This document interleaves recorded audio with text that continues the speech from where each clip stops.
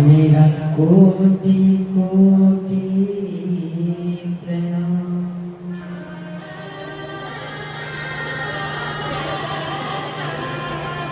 मेरा बारंबार प्रणाम।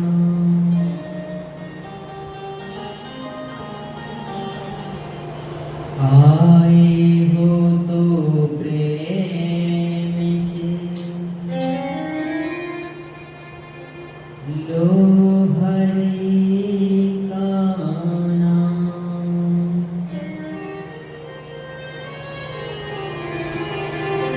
सभी भक्तों को दासी गोविंद की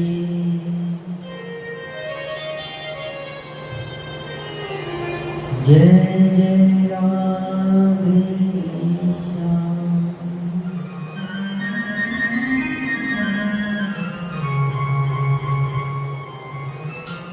जय जय सीताराम।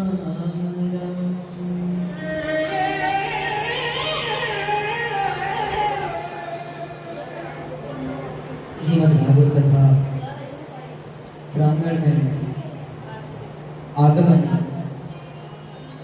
सभी भक्तों को व्यासपीठ की ओर से दास गोविंद की जय श्री राधे। जय जय श्री राधे।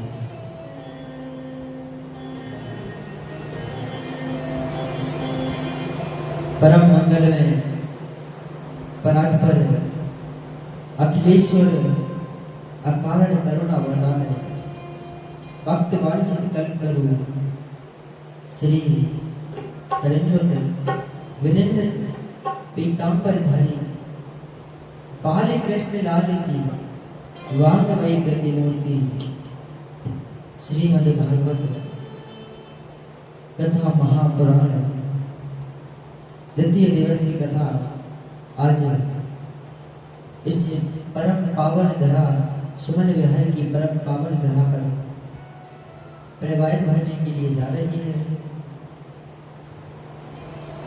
रोजाना नित्य प्रतिदिन की भांति आज द्वितीय दिवस की कथा आरंभ करने से पहले, प्रवेश करने से पहले हम हमारे श्री जी के नाम का, प्रभु के नाम का, भगवान के नाम का गुणगान करते हुए आज की इस बड़ी ही सुंदर द्वितीय दिवस की कथा में प्रवेश करेंगे। बड़ी ही सुंदर जन का कल्याण करने वाली यह श्रीमद् भागवत कथा महापुराण आपके इस नगर में यह ज्ञानमयी गंगा स्वयं चल करके आई है। हमारा कर्तव्य है इस ज्ञानमयी गंगा में गोता लगाकर स्वयं को कृतार्थ करें, धन्य बनाएं। जय श्री राम। ठाकुर जी के नाम का गुणगान करते हुए दोनों हाथों से मीठी मीठी तालियां बजाते हुए सीताराम सीताराम। आइए मीठी मीठी तालियां।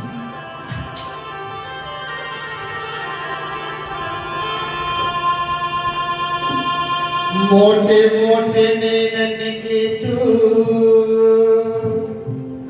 और मीठे मीठे बैनन के तू,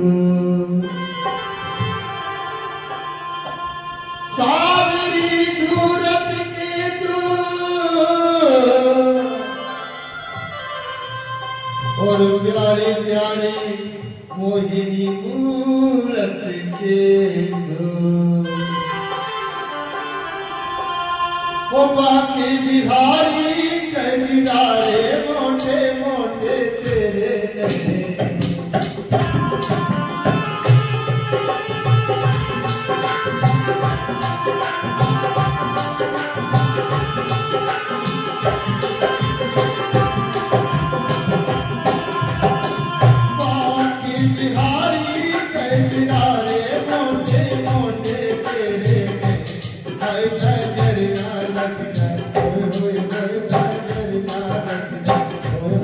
नजर ना लग जाए।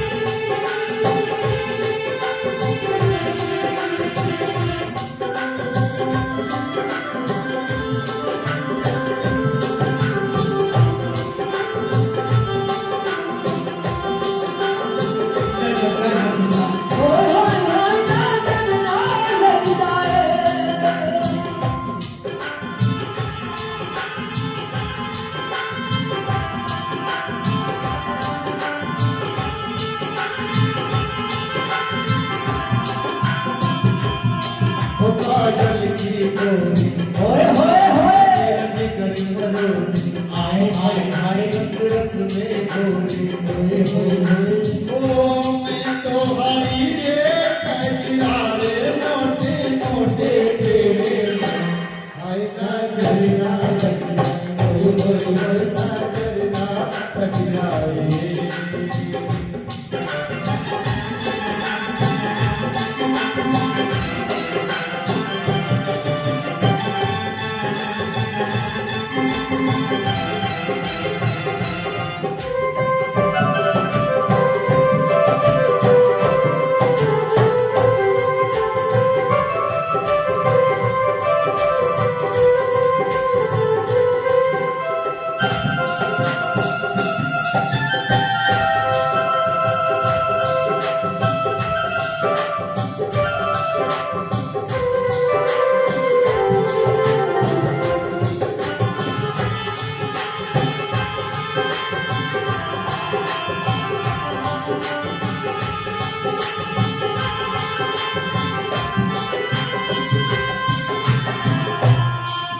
आँखों का काजल होए होए होए आँखों का काजल आए हाय हाय मेरा जिगर है घायल होए होए होए तेरे प्यार में पागल आए हाय हाय करी डारे रे कजरा रे मोटे मोटे तेरे में हर नजर ना लग जाए। होए होए होए नजर ना लग जाए। आए हाय हाय नजर ना लग जाए।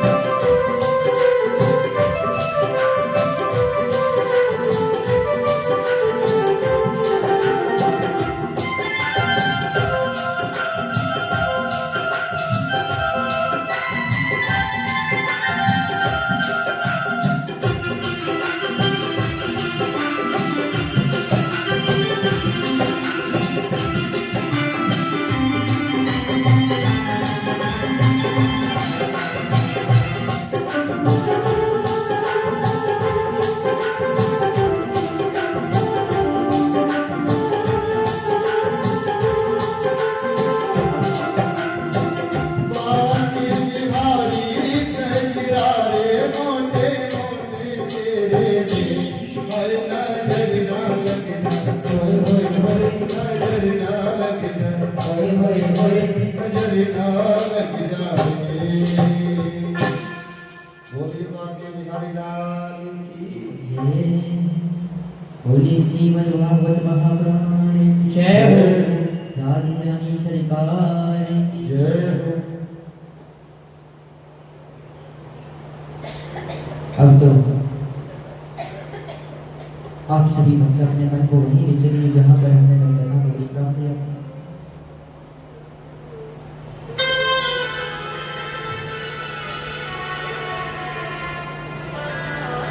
बड़ा ही सुंदर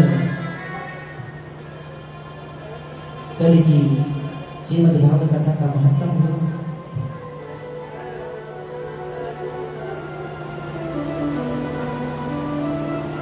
अब तो महाराज कहते हैं कल स्वयं नारायण भगवान ने ज्ञान भक्ति वैराग्य को दर्शन दिए। उनको दर्शन देकर के महाराज कहते हैं दंडकारी की मुक्ति दंडकारी को मुक्ति प्रदान की। बड़ी ही सुंदर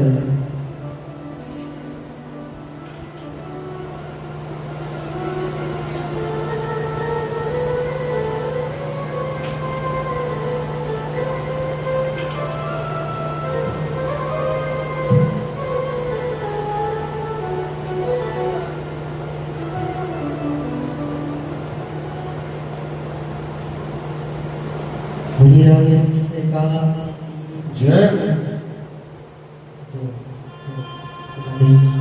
जय जय।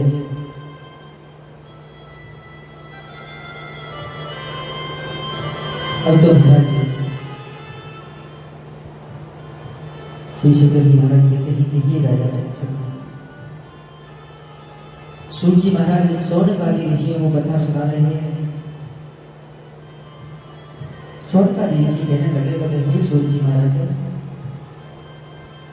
बोले यह सुखदेव मुनि महाराज कौन है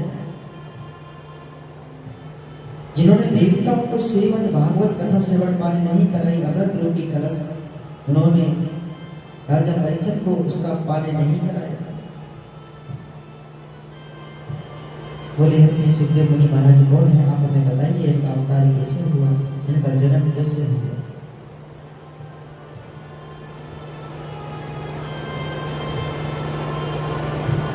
कहने लगे, तेजो मृदाम यथा विनिमयो यत्र सन्तोषमशम्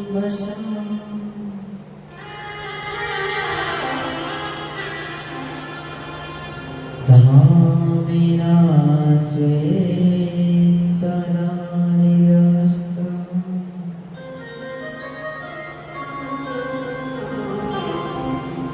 रोहं कुसत्यं परोदिनी।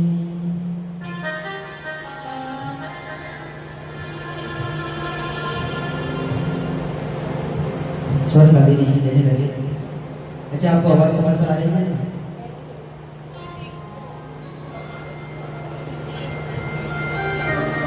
जय जय श्री राधे।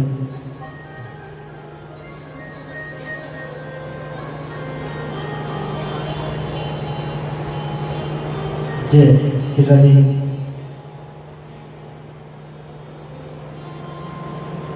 सूत जी महाराज कहने लगे कि हे शौनकादि ऋषि, कहते हैं कि अलग अलग शास्त्रों में अमर कथा अलग अलग प्रकार से है, लेकिन दंत कथा के अनुसार एक बार ब्रह्मा जी ने ब्रह्मलोक में एक सभा रखी और सभा रखी तो महाराज कहते हैं उस सभा में यक्ष गंधर्व राजा महाराजा अधिराजा राहुगण देवता ऋषिगण इत्यादि का आगमन हुआ, सबको बुलाया गया और सबको जब बुलाया तो कहते हैं महाराज उस सभा में एक प्रश्न उठा। कहने लगे कि इस संसार में 3 लोक 14 भवन में सबसे महत्वपूर्ण वस्तु क्या है? इस 3 लोक 14 भवन में सबसे महत्वपूर्ण क्या है? उस सभा में प्रश्न उठा महाराज। जब प्रश्न उठा तो सबने अपना अलग अलग मत दिया। किसी ने कहा बोले स्वर्ण सबसे महत्वपूर्ण है, किसी ने कहा चांदी सबसे महत्वपूर्ण है, किसी ने कहा हीरा सबसे महत्वपूर्ण है, किसी ने कहा स्वर्ण सबसे महत्वपूर्ण है। तो ऋषिगणों ने कहा बोले स्वर्ण महत्वपूर्ण कैसे है? स्वर्ण तो सोना तो सभी के पास मिल जाता है। देखो होना वो सबके पास है, किसी के पास कम तो किसी के पास ज्यादा, और जो वस्तु सबके पास आसानी से मिल जाए वह महत्वपूर्ण नहीं हो सकती। किसी ने कहा चांदी महत्वपूर्ण है, बोले महाराज यह भी सबके पास मिल जाती है। किसी ने कहा हीरा महत्वपूर्ण है। ऋषिगण कहने लगे बोले हीरा, बोले हो ना हो, बोले हीरा भी लगभग बहुतों के पास मिल जाता है, यह भी महत्वपूर्ण नहीं है। तो देवता कहने लगे बोले हे ऋषिगण, तो आप ही बताइए इस 3 लोक 14 भवन में सबसे महत्वपूर्ण क्या है?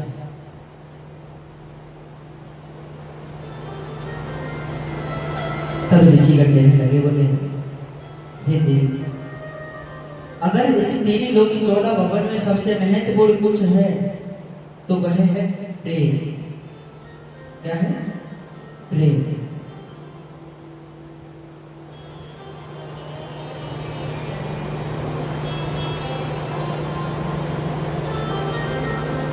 अब जब ऋषिगणों ने कहा बोले प्रेम, तो ऋषिगणों ने फिर प्रश्न किया, सवाल किया, बोले हमने जवाब दे दिया प्रेम।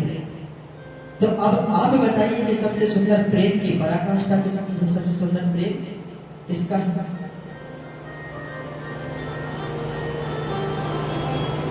देवगण कहने लगे, बोले हो ना हो सबसे सुंदर प्रेम ब्रह्मा ब्रह्माणी का।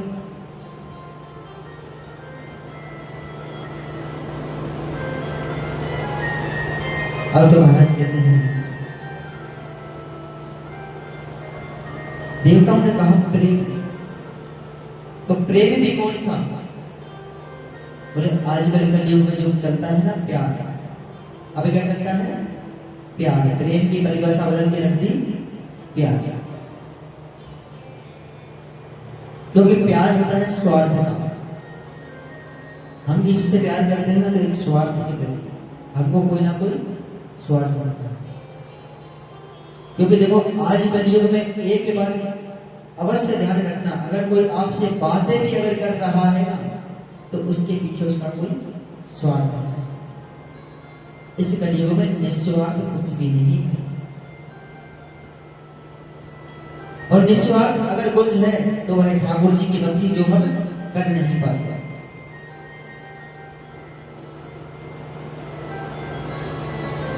आज कहते हैं ना कि महाराज अगर हम घर पर बैठे हैं अकेले तो कोई हमसे हमारा हाल पूछने भी आ गया ना तो उसके पीछे उसका कोई ना कोई स्वार्थ रहा होगा। ऐसे ही कोई नहीं आता, क्योंकि किसी के पास किसी के लिए समय नहीं है।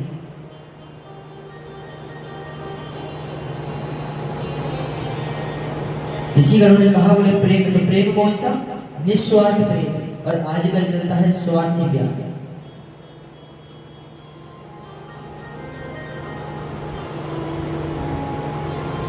चलता है ना आजकल प्यार, लड़के लड़कियों का प्यार, प्यार करते हैं बोले भागकर शादी कर लेते हैं। और कल मैंने बताया आजकल तो बोले जमाई और सास भग रहे हैं, प्यार हो गया बीच में, एक दूसरे के साथ ही भग जाते हैं। बोले ये है प्यार, क्योंकि प्रेम तो खत्म हो चुका, प्रेम तो किसी के पास है ही नहीं। क्योंकि प्रेम जो होता है निस्वार्थ होता है, प्यार तो स्वार्थ भाई सबके पास है, क्योंकि सब स्वार्थी हो चुके हैं।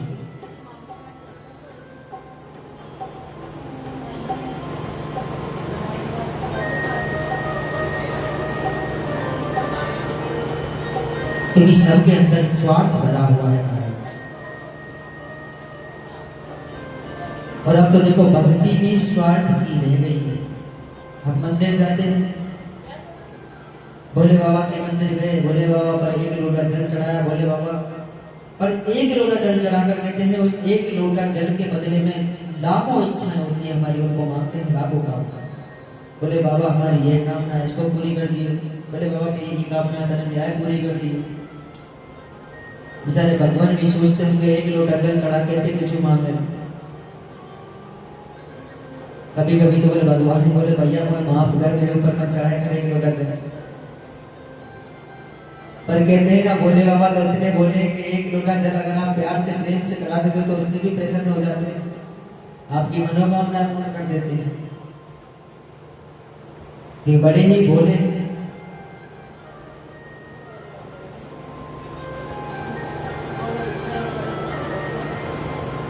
तो आजकल तो रह गया है प्यार, और जहां प्यार होता है ना वह रिश्ता ज्यादा लंबा नहीं चल पाता,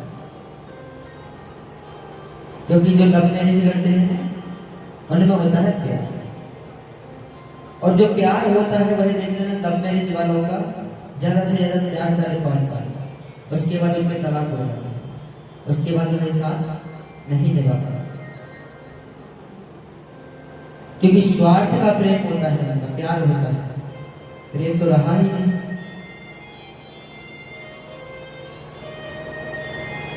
इसलिए संत ऋषिगण कहने लगे, बोले प्रेम भी कौन सा निस्वार्थ प्रेम है, जिसके पीछे कोई स्वार्थ ना हो। अब तो महाराज सोची महाराज कहने लगे, ईश्वर का दिल से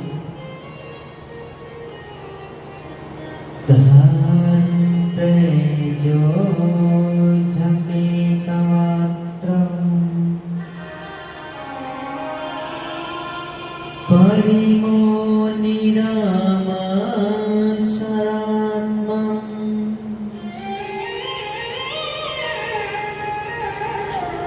वेदं वास्ते मात्रवेस्तु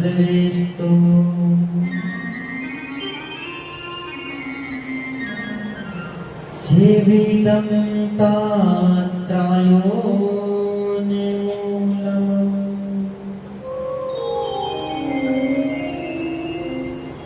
अब तो महाराज ऋषिगणों ने कहा, बोले प्रेम कौन सा निस्वार्थ प्रेम।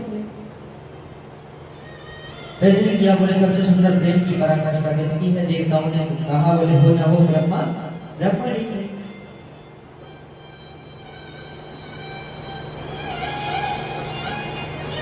तो महाराज कहते हैं, यहाँ पर ऋषिगणों ने कहा, बोले ब्रह्मा की सबसे सुंदर प्रेम की पराकाष्ठा नहीं है महाराज। क्यों नहीं है? कहने लगे, बोले ब्रह्मा जी तो अपने रचना के कार्यों में व्यस्त रहते हैं, क्योंकि संसार की रचना कौन करते हैं? ब्रह्मा जी। तो ब्रह्मा जी तो रचना के कार्य में व्यस्त रहते हैं, उनके पास ब्रह्मांड के लिए समय ही नहीं होता।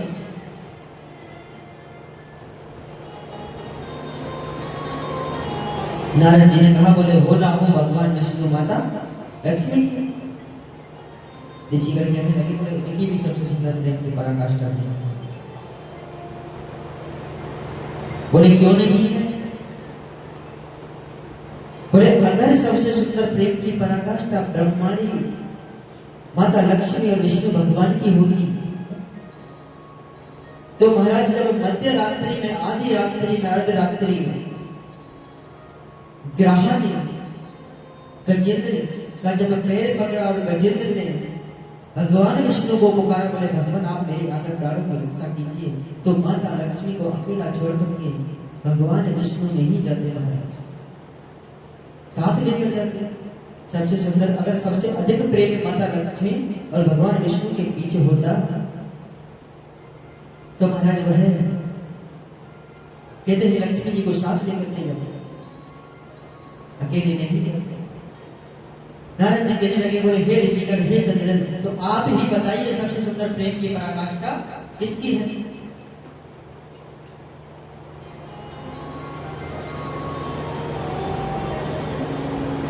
संतगण कहने लगे, बोले हे देव, बोले इस सृष्टि में, इस संसार में सबसे सुंदर प्रेम की पराकाष्ठा अगर किसी की है तो महाराज वह है भोले बाबा और माता पार्वती। बोली शंकर भगवान की, पार्वती मैया की। अब तो महाराज कहते, नारद जी कहने लगे, बोले उनकी सबसे सुंदर प्रेम की पराकाष्ठा क्यों है? आप हमें बताइए। ऋषिगण कहने लगे, बोले एक तो भोले बाबा माता पार्वती को कभी अकेला छोड़कर नहीं जाते, कैलाश पर विराजमान है, दोनों एक पास बैठे रहते हैं महाराज, और कहते हैं कि दोनों में कभी झगड़ा नहीं होता। नारद जी ने कहा, बोले दोनों में झगड़ा नहीं होता। ऋषिगण कहने लगे नहीं होता। नारद जी ने कहा, बोले अगर उन दोनों के मध्य में मैं अगर झगड़ा लगवा दूं तो? ऋषियों ने कह दिया, बोले आप प्रयास करके देख लीजिए अपना, उनमें कभी झगड़ा नहीं होता, आप अपना प्रयास करके देख लीजिए। अब तो महाराज कहते हैं, ऋषि जी महाराज यही शौका दी थी। अब तो नारद जी ने विचार किया और विचार करके रोजाना कैलाश पर्वत पर जाते,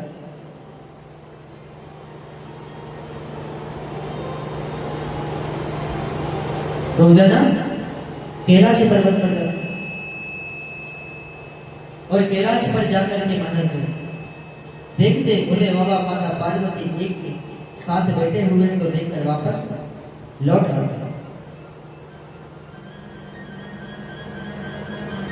और जब वापस लौट कर आते तो निरंतर जाने लगे, प्रतिदिन जाने लगे। एक साथ बैठा हुआ देख के फिर वापस लौट आते। एक दिन जब गए तो महाराज देखा माता पार्वती अकेली बैठी हुई है, भोले बाबा ध्यान में लीन है। नारद जी ने विचार किया, बोले यह उचित समय है भैया माता पार्वती से वार्ता करने का।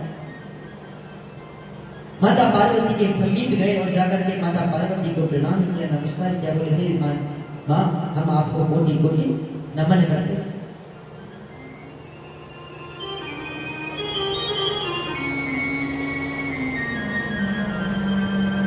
अब तो महाराज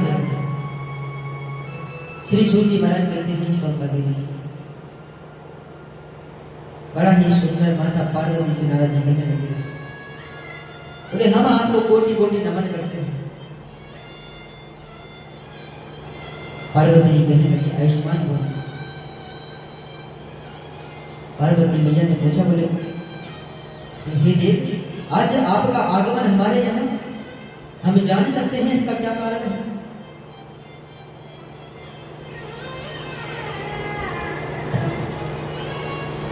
कहने लगे, बोले मैया, बोले माँ हमको तनक भोले बाबा से थोड़ा काम था, तो आप हमें भोले बाबा को जरा बुला दीजिए, हमको उनसे कुछ उनको बताना था, उनसे वार्ता करनी थी। पार्वती मैया कहने लगी, बोले ये देव, बोले भोले बाबा तो बोले आपके बाबा तो ध्यान में लीन है, आप एक कार्य कीजिए, जो भी आपको बताना है आप हमें बता दीजिए, जैसे ही आपके बाबा आएंगे हम उनको बता देंगे।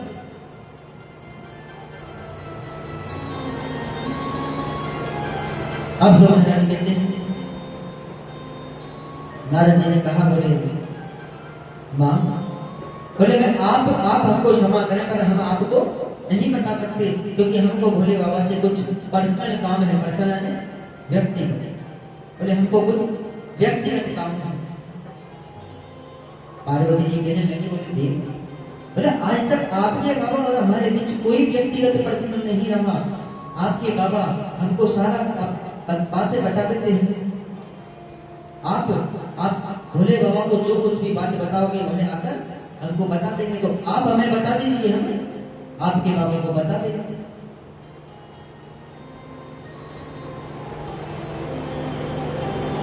नारद जी ने कहा, मां, बोले मैं कैसे मानूं कि भोले बाबा आपको बाबा सारी बातें बताते हैं?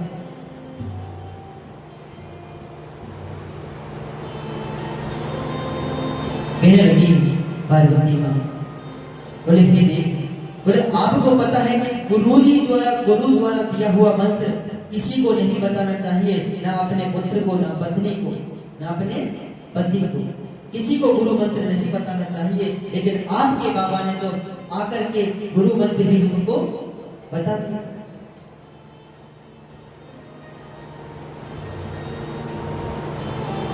अब तो महाराज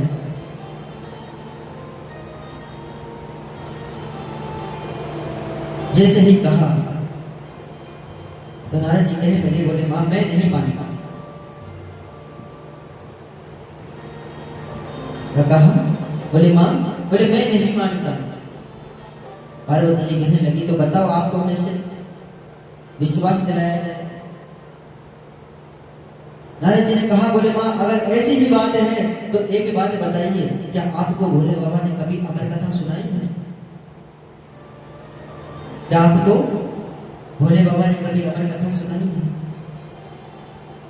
देखो हमने पहले भी कहा था, आप भी कहते हैं कि पति संपूर्ण बातें अपनी पत्नियों को नहीं बताते।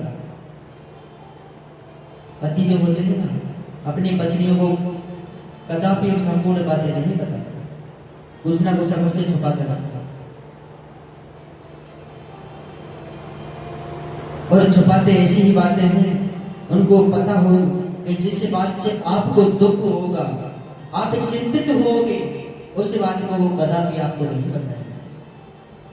क्योंकि देखो, कोई भी पति नहीं चाहेगा कि उसकी वजह से उनकी भार्या उनकी पत्नी को दुख हो, क्योंकि वह तो चिंतित है, दुखी है, और वह कदापि यह नहीं चाहेंगे कि हम तो दुखी है ही हैं और हमारे कारण हमारे पत्नी भी दुखी है।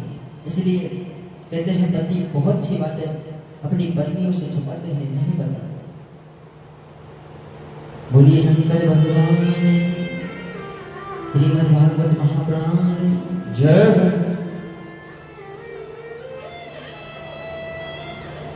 अब तो महाराज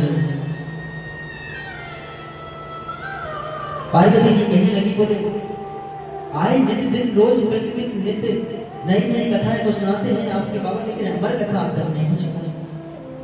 नारद जी ने कहा, बोले देखो माँ, मैंने कहा था ना कि छुपाते हैं, तो आपसे अमर कथा को छुपा रखा है।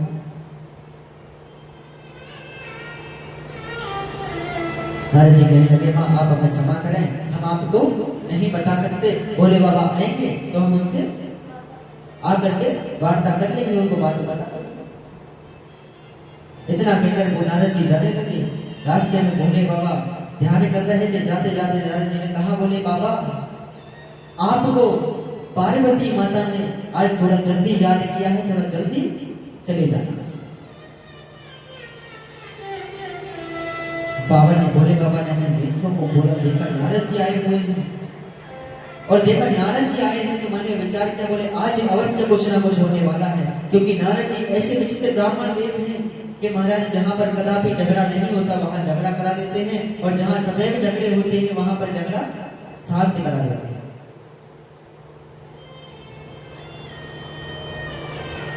ऐसे विचित्र हैं कि महाराज यहाँ की बात सुनी यहाँ कह दी, यहाँ की बात सुनी यहाँ कह दी, यहाँ की सुनी यहाँ कह दी। नारं ज्ञानं ददाति ते नारद।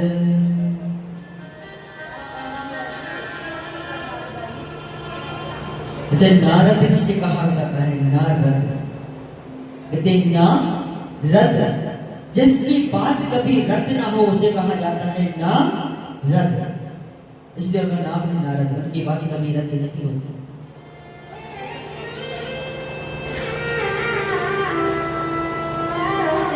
अब तो महाराज भोले बाबा माता पार्वती के पास और जाने लगे तो इधर पार्वती माँ नाराज हो गई, क्रोध आ रहा है, नाराज हो गई। अब नाराज हो गए तो महाराज कहते हैं भोले बाबा पास पहुंचे, कहने लगे, बोले देवी आपने हमको याद किया। अब माँ पार्वती तो गुस्सा बात कैसे करें, बात कैसे करें? तो महाराज कहते हैं शिशु जी महाराज, जब पार्वती जी नाराज हो गई तो बोले बाबा बार बार प्रयास कर रहे हैं, बोले देवी आपने हमको याद किया, बोले आपने हमको याद किया, कोई जवाब नहीं देती। अब तो महाराज भोले बाबा को पता चला कि पार्वती नाराज है, क्रोध में है, गुस्सा है। विचार किया, बोले किसी प्रकार पता तो चले बात क्या है, कौन सी बात पर गुस्सा है। बोले हमने तो कुछ कहा भी नहीं। देखिए एक बात सच है, पतियों में पत्नी का खौफ तो होता है, डर तो होता है।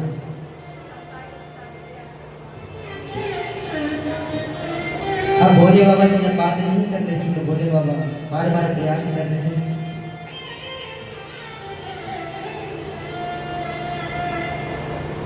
अब कहते हैं कि जब पति पत्नी में झगड़ा हो जाता है तो सीधे तो बातें करते नहीं है एक दूसरे से, कोई काम भी होगा ना तो सीधे नहीं बताएंगे। कैसे बातें करते हैं? बच्चों के माध्यम से। देखो हमारी मैया को भी देखा अनुभव है, क्योंकि चलते रही लड़ाई झगड़े तो घर में कोई ना कोई बात पे रूस को मनाओ या कोई नहीं। अच्छा भैया एक बात बताओ, अगर पति पत्नी में झगड़ा हो जाए तो पहले मनावे कौन आवे? कौन मनाता है? पत्नी मनाती है। मुझे तो नहीं लगता पत्नियां मनाती होंगी।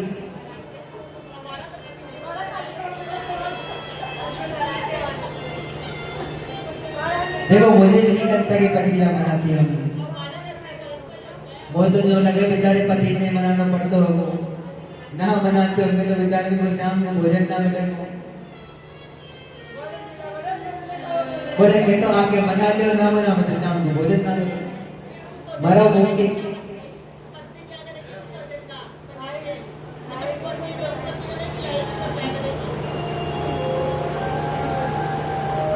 बेचारे बड़े सीधे रहे पति। अच्छा सीधे ना रहे तो होगा लट्टे पट्टे चलावे का भैया।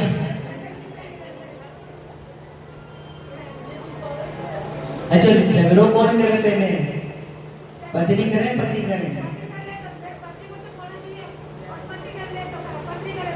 देखो झगड़ा अगर शांत करना है तो दोनों को चुप होना चाहिए। अगर झगड़ा बड़ा है तो चुप कोई ना है तो बात तो बढ़ेगी।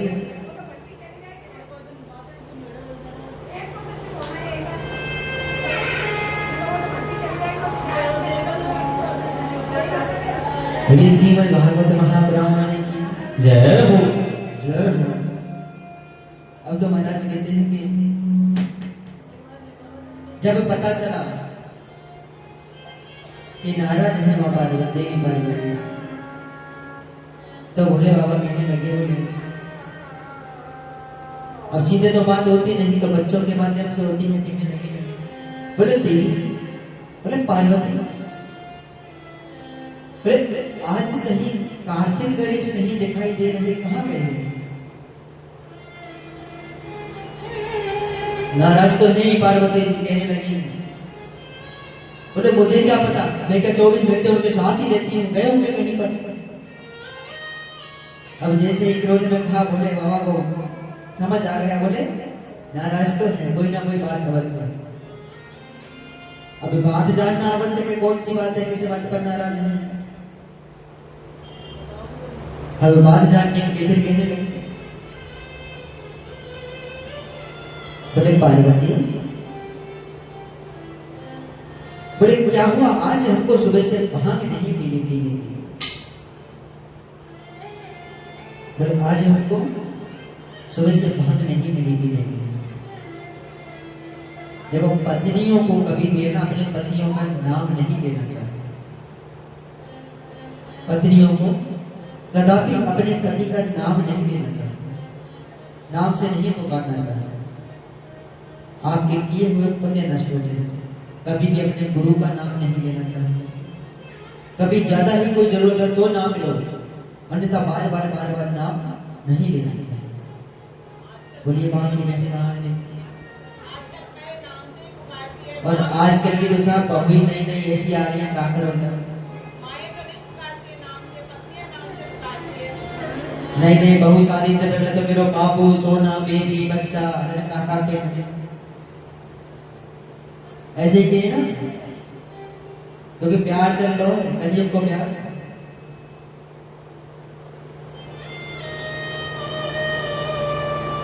और विवाह के बाद फिर नाम से बुलाती है।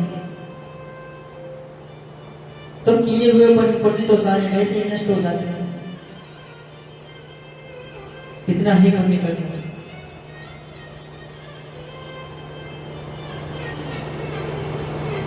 पहले पुराने जमाने में जो कहते अजी ना सुनने का इतने में सुन लेते, आजकल तो ना सुनने का दारी के।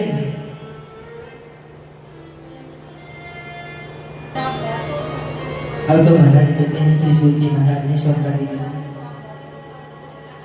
जब बात नहीं हो रही बोले बाबा कहने लगे बोले क्या हुआ देवी, आज हमको सुबह से भांग नहीं मिली पीने के लिए। अब तो महाराज पार्वती जी क्रोधित तो थी पहले से, कहने लगी बोले हाँ मैं इसी घर में इसीलिए बिहार के आई हूँ कि आपके लिए भाई गोटू, बड़े बेटे के लिए खीर बनाऊं, छोटे बेटे के लिए लड्डू बनाऊं। अब देखो माताओं को अगर गुस्सा आता है तो ऐसे कहते थे हाँ बोले एक काजे ब्याह के लाए मेरे काजे या घर में दिन भर तुम्हारे इनने काम नहीं करती रहो, कबो तुम्हारे छोरा के कपड़ा धो तुम्हारे धो, कबो कछू बना के दे। जब क्रोध आता है तो बातें निकल ही जाती है, क्योंकि नियंत्रण संयम नहीं लेता अपने खुद के ऊपर। अब पार्वती जी ने भी कह दिया। महाराज कहते हैं पार्वती जी कहने लगी कि भोला भांग तिहारी नित्य घोटत घोटत हारी। आइए मेरी मेरी तालियों के साथ सभी को बोला कि भोला भांग तिहारी नित्य घोटत घोटत हारी। हमसे ना घोटी जाए तेरी कितना की होए तो बोला रोज ना घोटी जाए। ओ भोला भांग तिहारी मैं तो घोटत घोटत हारी। उस रोज न घोटी जाए तेरी कितना की होए तो भोला घोट रोज न घोटी जाए। भोला भांग तिहारी मैं तो घोटत घोटत हारी।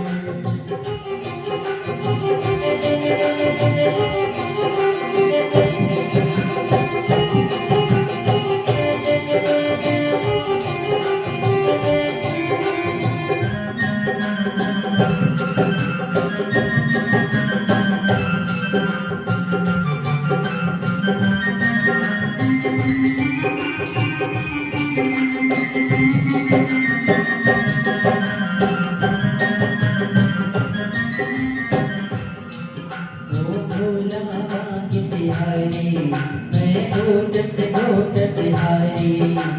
भोला भांग तिहारी मैं तो घोटत घोटत हारी। अब देखो माताओं की क्या आदत होती है। जो नए नए विवाह करेगा जो नए नए विवाह होते हैं अगर थोड़ी सी लड़ाई हो जाए तो छोटी छोटी बात में कहते हैं बोले जाजत तेरे ब्याह के आई मेरे तो भाग घोटी थी यहाँ घर में जब से आई है। ताकि मैं बोले मेरे तो भाग घोटी के तुम्हारे संग ब्याह करके विवाह करें। अब माँ पार्वती कहने लगी ओ जिस दिन से मैं ब्याह के आए भाग्य हमारे टूटे।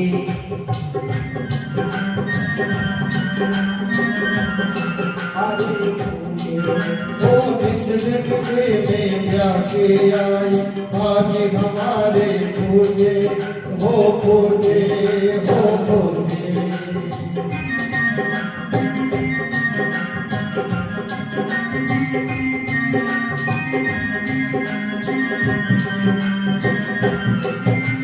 राम करे ऐसा हो जाए सिर मचाए टूटे हाँ टूटे हाँ टूटे।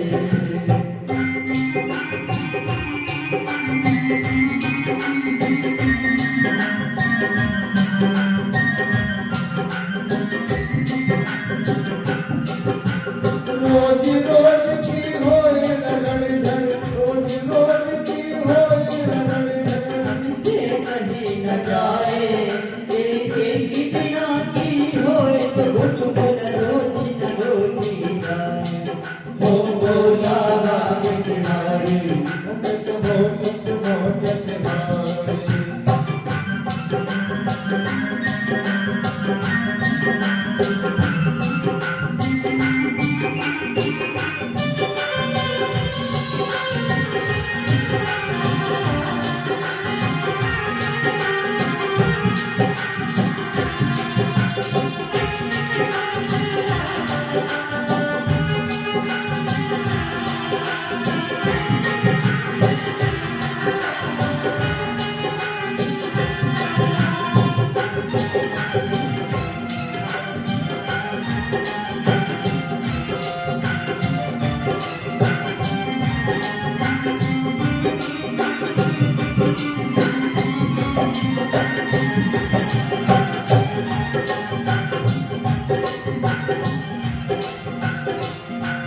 ओ भोला भांग तिहारी मैं तो घोटत घोटत हारी। ओ भोला भांग तिहारी मैं घोटत घोटत हारी। हमसे ना घोटी जाए तेरी कितना की होए तो घट भला रोज न घोटी जाए। ओ भोला भांग तिहारी मैं तो घोटत घोटत हारी। बम बोला बम बोला बम बम बम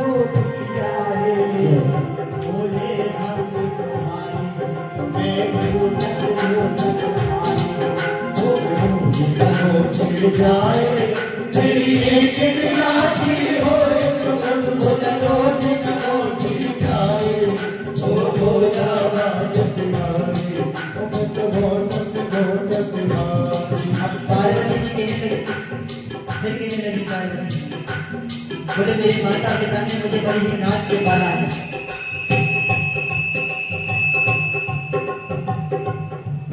बोले मेरे माता पिता ने मुझे बड़े ही नाच से पाला है, मुझसे आपे के एक कसाले नहीं होते। बोले बोलते तेरे एक कसाले नहीं। नाच की तन है नाच से पाला, नाच की तन है नाच से पाला, कैसे करूं कसाले। ओ नाजुक तन है नाजुक पाला, कैसे कहो कसाले। घोटत घोटत भागी तुम्हारी हाथ में पड़ गए चाले। ओ घोटत घोटत भागी तुम्हारी हाथ में पड़ गए छाले। ओ छाले ओ छाले। अब कहने लगी बोले आपकी अकल ठिकाने तब आएगी जब मैं मेरे पिहर को चली जाऊंगी, माई के पीछे चली जाऊंगी। देखो बदले में धमकी रह मेरी, जब देखो विवाह को अधिक समय हो जाए तब तो समझ में आ जाए। बोले अब तो ये जो है जब नया नया हुआ है तब जाकर धमकी दे पति को, मैं तो मेरे माई के पीछे चली जाऊंगी, मैं धैर्य नहीं हूं, करते नहीं हूं। बोले कहने लगी ओ मैं मायके को जाऊं तो स्वामी, मैं मायके को जाऊं तो स्वामी अकल ठिकाने आए हो आए हो आए। तेरी एक दिन की होए तो घट भोला रोज न लौटी जाए हो जाए जा जाए। भाभी तिहारी ओ मैं तो घोटत हारी, उस रोज न घोटी जाए। तेरी एक दिन आती होए तो घट भोला रोज न घोटी जाए। ओ भोला भाभी तिहारी।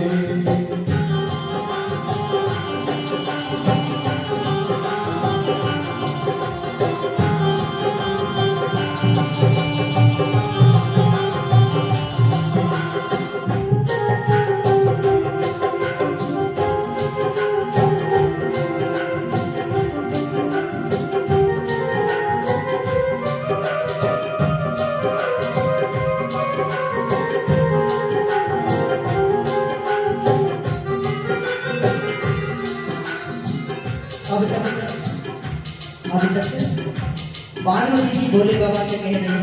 अब भोले बाबा पार्वती जी से कहने लगे सुन गणपति की महतारी,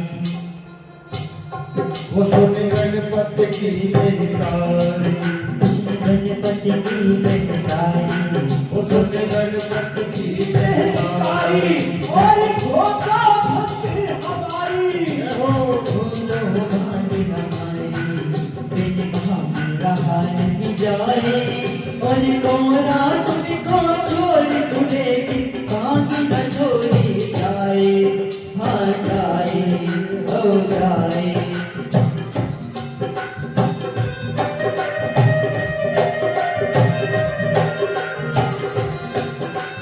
गोरा तुमको छोड़ दूले कित भाभी न छोड़ी जाए। हो जाए ओ सुनी गोरा ने सुनी गोरा ने सुनी गोरा ने सुनी गोरा ने सुनी गोरा ने। भोला भांति तिहारी, भोला तिहारी, भोला भाग्य तिहारी।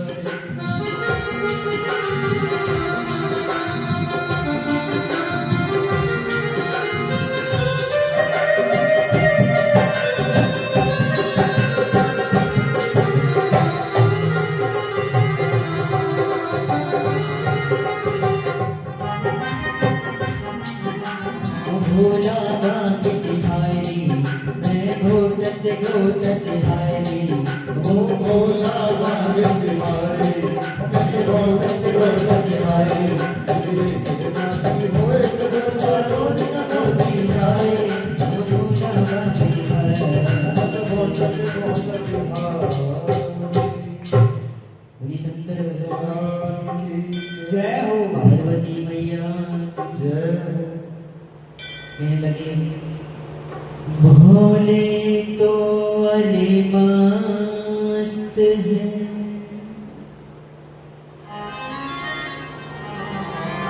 पिए धतूरा भंग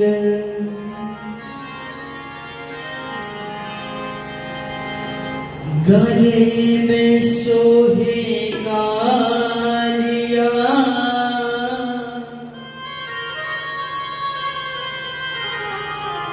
जटा में सोहे गंग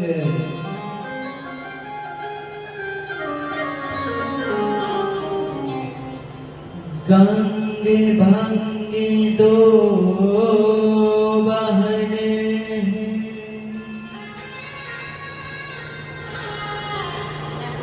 जो रहे उमा के संग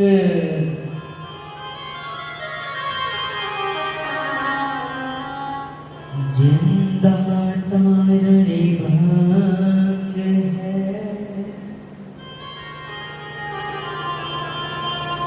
मुर्दा तारण गंग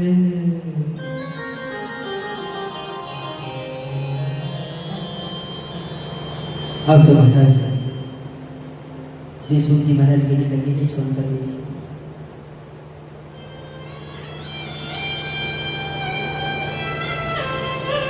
भोले बाबा कहने लगे बोले देवी बोले आप हमसे नाराज क्यों हैं आप हमको बताओ तो सही क्या बात है पार्वती जी कहने लगी स्वामी बोले एक बात बताइए आप हमसे कभी कुछ नहीं छुपाते भोले बाबा कहने लगे बोले देवी हमने आज तक आपसे कुछ नहीं छुपाया पार्वती जी ने कहा तो आपने अभी तक हमको अमर कथा क्यों नहीं सुनाई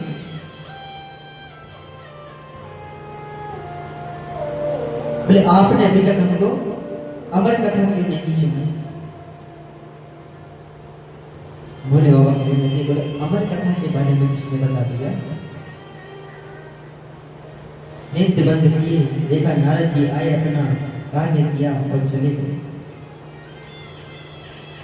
भोले बाबा कहने लगे बोले देवी बोले क्या हुआ अभी तक नहीं सुनाई तो अभी सुना देते हैं बोले अभी तक नहीं सुनाई तो अभी सुना देते हैं माता पार्वती को भोले बाबा कैलाश की सबसे ऊंची शिखर पर ले गए कंचनजंगा वहां पर बैठकर कल्प वृक्ष के नीचे बैठे महाराज सुंदर आसन लगाया पार्वती जी विराजमान हुई भोले बाबा व्यास मंच पर आसीन हुए विराजमान हुए भोले बाबा ने 3 तालियां बजाई 3 तालियां बजाई जितने भी जीव जंतु के सब वहां से भाग गए महाराज अब सभी जीव जंतु जब वहां से भाग गए तो कहते हैं जिस कल वृक्ष के नीचे कथा श्रवण पानी करा रहे थे उस पर एक सुख यानी पक्षी एक तोते का अंडा रखा हुआ था जिसको उसकी मां बेगलित यानी फूटा हुआ समझकर छोड़कर चली गई थी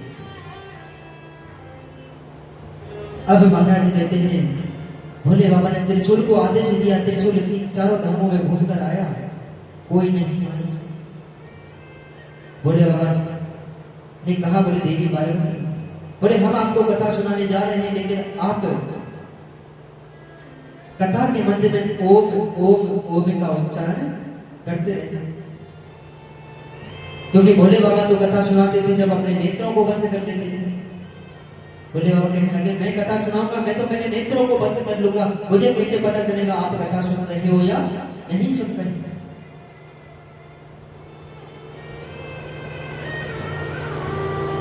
तो महाराज भोले बाबा कथा सुनाने लगे पार्वती जी ओम ओम नाम का उच्चारण कर रहे थे एक दिन की कथा हुई दूसरे दिन की कथा हुई तीसरे दिन की जैसे ही कथा हुई महाराज तो पार्वती को नींद आ गई क्योंकि देखो हम कभी भी सत्संग में कीर्तन में कथा श्रवण पाने के लिए जाते हैं तो निद्रा लाने आती है परीक्षा ली जाती है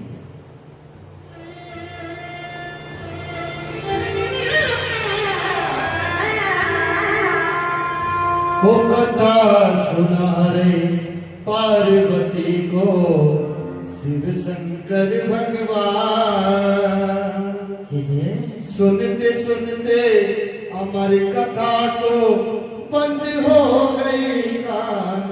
ओ माँ को पड़ गई सोता भूखेगा मर गयो तोता। ओ माँ को बन गयो सोता, ओ मीरा बरी रहो तोता। कथा सुना रे पार्वती को शिव शंकर भगवान। सुनते सुनते हमारी कथा को बंद हो गए कान। ओ माँ को पड़ गयो सोता भूखेगा मर गयो तोता। ओ माँ को बन गयो सोता, ओ मीरा बरी रहो तोता।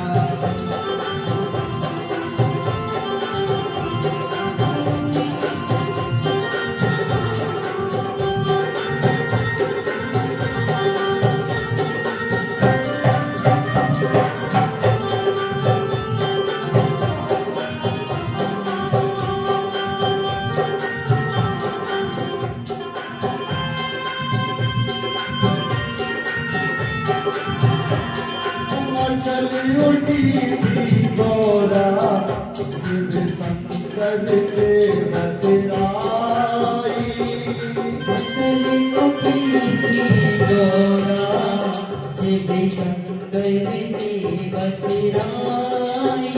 ओ मचली उठी थी गोरा शिव शंकर से बतराई। अमर कथा के दियो नारद ने याद दिलाई।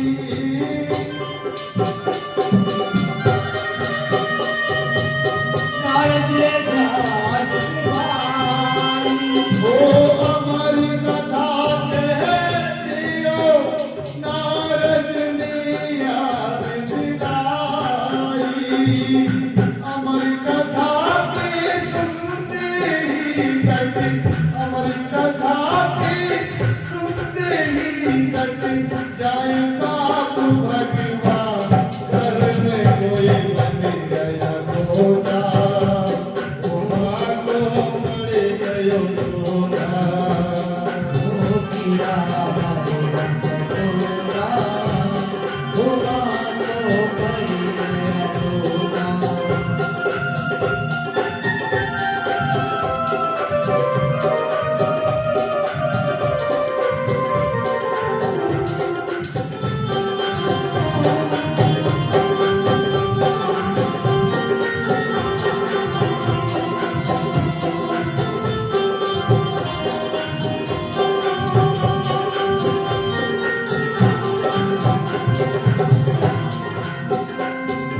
इतनी सुन शिव शंकर गौरा को लगे मनाने।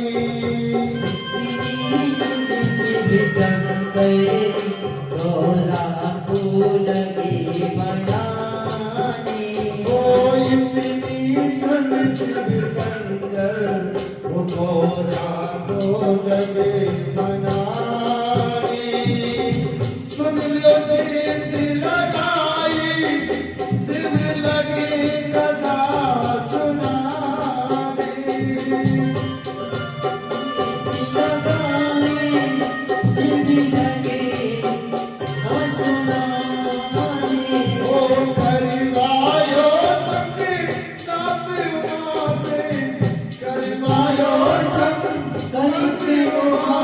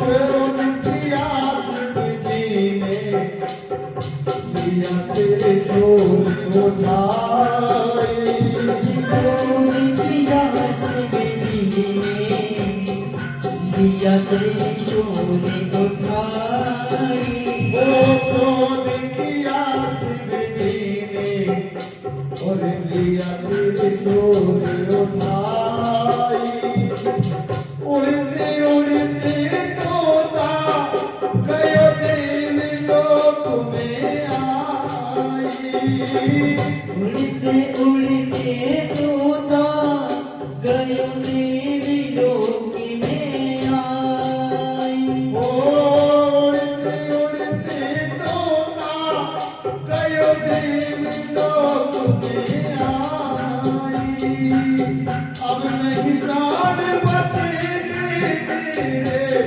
अब नहीं प्राण बचेंगे तेरे नाराज हुए भगवान के खुद होता वो मानो पड़े गए सोता वो मानो पड़े गए सोता वो मेरा पड़े गए सोता वो मानो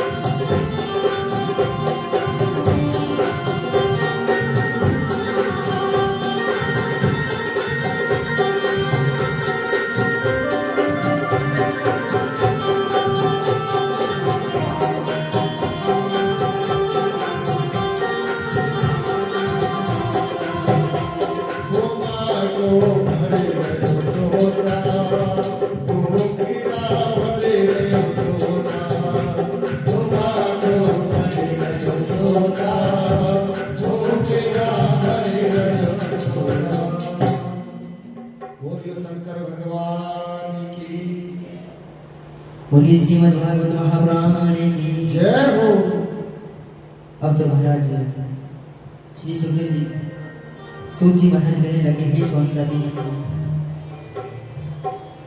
पार्वती जी को नींद आ गई जो सुख का बालक था उसका अंडा फूट गया उसमें से एक सुख का बालक निकला भूखरा बनने लगा ओम ओम करने लगा 7 दिन की जब कथा हुई तो महाराज भोले बाबा ने अपने नेत्रों को खोला सामने देखा पार्वती जी को तो नींद आ गई पार्वती जी को उठाया कहने लगी बोले पार्वती जी कहने लगी बोले स्वामी हमको नींद आ गई आप जरा दोबारा हमको अमर कथा सुना दीजिए भोले बाबा कहने लगे बोले आपको नींद आ गई यह तो समझ में आता है लेकिन आपको जब नींद आ गई तो यह ओम का उच्चारण कौन कर रहा था वृक्ष के ऊपर दृष्टि गई सुख का बालक ओम ओम नाम का उच्चारण कर रहा था भोले बाबा उसको मारने के लिए त्रिशूल लेकर पीछे पड़ गए महाराज दौड़ने लगे कहते हैं वह सुख का बालक दौड़ते दौड़ते कहां जाकर पहुंचा बद्री का धाम जहां पर वेद व्यास जी की पत्नी बेटुका स्नान करके आई और अपने केसों को सुखा रही थी महाराज जैसे ही केसों को सुखा रही थी तो उसको उबासी आई और उबासी जब आई तो वह सुख का बालक मुख के द्वारा गर्भ में प्रवेश कर गया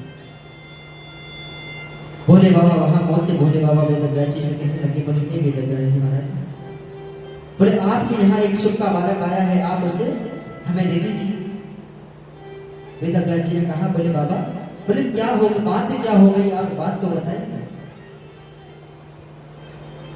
बोले बाबा कहने लगे उस सुख के बालक ने हमारी अमर कथा को चोरी से सुन लिया है महाराज हम उसको मारना चाहते हैं वेद व्यास जी कहने लगे बोले बाबा बोले आपका नाम किसी ने सही रखा है भोलेनाथ बोले आप सच में बहुत भोले हो बोले बाबा कहने लगे बोले क्यों वेद व्यास जी कहने लगे बोले बाबा एक बात बताइए अगर उस सुन के बालक ने आपकी अमर कथा को चोरी से सुन लिया तो वह तो अमर हो गया और यदि अगर आपने उसको मार दिया तो आपकी अमर कथा झूठी हुई तो भोले बाबा कहने लगे बोले ठीक है मार नहीं सकता बंदी तो बना सकता हूँ लाइए उस सुख के बालक वेद व्यास जी कहने लगे बोले बाबा अब उस सुख के बालक के लिए आपको 9 महीने तक इंतजार करना पड़ेगा क्योंकि गर्भ से बालक के 9 महीने के बाद ही बाहर होता है महाराज भोले बाबा समाधि लगाकर बैठ गए 9 महीने व्यतीत हुए भोले बाबा ने नेत्र खोलते ही कहा लाओ सुख बालक वेद व्यास जी कहने लगे, बोले बाबा, बोले बाहर आना तो दूर, अभी तक तो उसका आकार भी नहीं पड़ा। तो भोले बाबा तो कैलाश पर चले गए। इधर कहते हैं महाराज 1 वर्ष हुआ, 2 वर्ष हुए, 3 वर्ष हुए, धीरे धीरे करके 15 वर्ष हो गए। 15 वर्ष जब हुए तो महाराज कहते हैं जो वेद व्यास जी की पत्नी थी बेटुका, उनके गर्भ से वेद मंत्रों का उच्चारण हो रहा है, वेद मंत्रों की ध्वनि आ रही है। 15.5 वर्ष हुए, बेटुका कहने लगी, बोले